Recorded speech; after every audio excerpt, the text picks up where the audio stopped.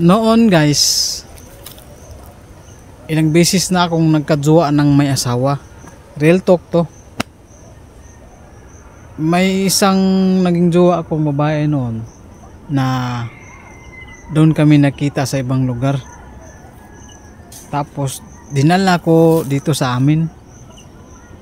Sabi niya sa akin, mag-asawa na lang daw kami na lang daw ang papakasal. Sabi ko, hindi pwede kasi may asawa ka na. Tsaka kasal pa kayo. Yun ang sabi ko sa kanya guys. Kaso sinabi niya, hindi. Sinabi ko na sa iyo no, nung nagkita tayo doon sa ibang lugar. Ayaw ko na sa kanya. Kasi nang babae siya. At saka buntis pa yung babae. At saka yung mga gamit namin, pati yung motor, binibenta niya. So, yun guys. Napaisip ako na na basta ko na lang ba yung yung sangayunan ko yung sinasabi niya, kami na lang daw yung magpapakasal ganun. Kaya sinabihan ko siya na tanungin kita, ano ba yung masasabi sa ina mo pag nalalaman niya na ako yung mo dito ngayon, tapos binata pa ako. Sabi niya guys, yung babae na yun, sinasagot niya ako na bahala na siya, basta kay ayaw ko na sa asawa ko, yung anak ko na lang isama ko sa atin. Di yun, nag-isip ako guys kung anong gagawin ko. Sabi ko sa isip ko na okay lang naman ata to, pero pwede naman ata tong iisipin na hihiramin ko lang sa asawa niya pagkatapos isauli ko lang, di ba guys no? Kaya nung time na yun guys, na naisip ko yan, nagdadalawang isip ako na kung gagawin ko yun, baka hanapin siya ng asawa niya. Kasi mahal daw siya ng asawa niya. Kasi nung nag-asawa sila guys, yung babae na yun 23 pa yung edad niya, tapos yung asawa niyang lalaki pastor yun, tapos ba talaga yun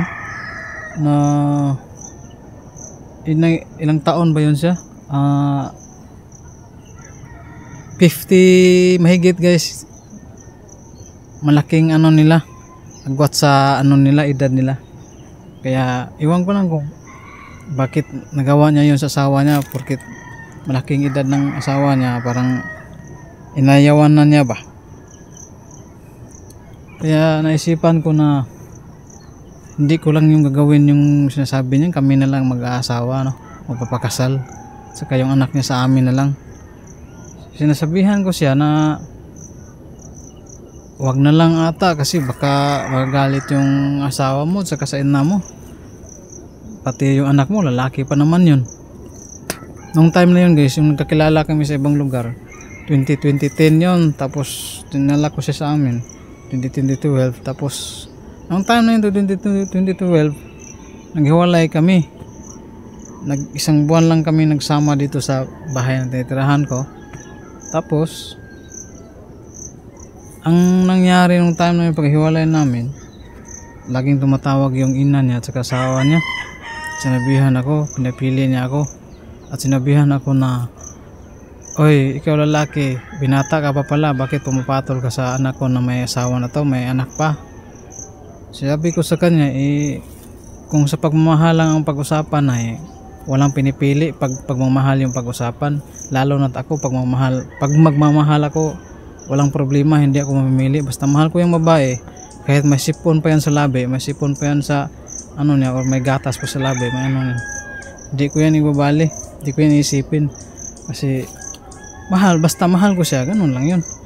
Sabi ng ina niya, guys, ganun ka pala magmahal, pero mali yung minamahal mo.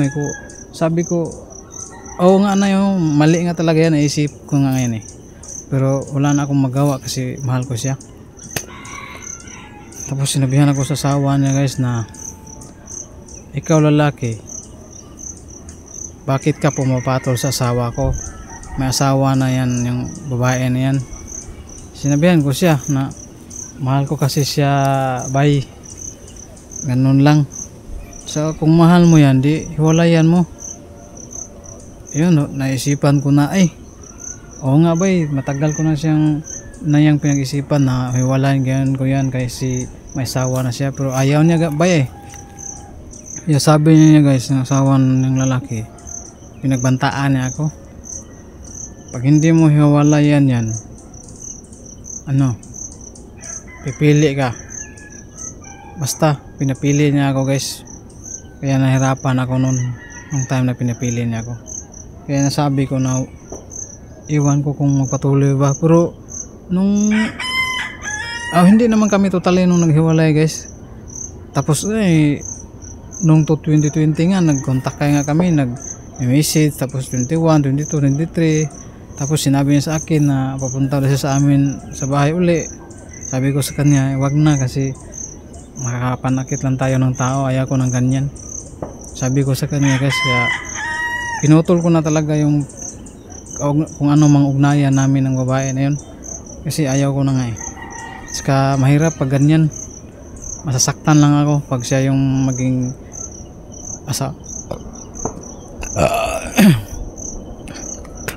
maging asawa ko guys, masaktan lang, hirap pag masaktan, di ba guys? Kaya happy Valentine's sa inyong lahat.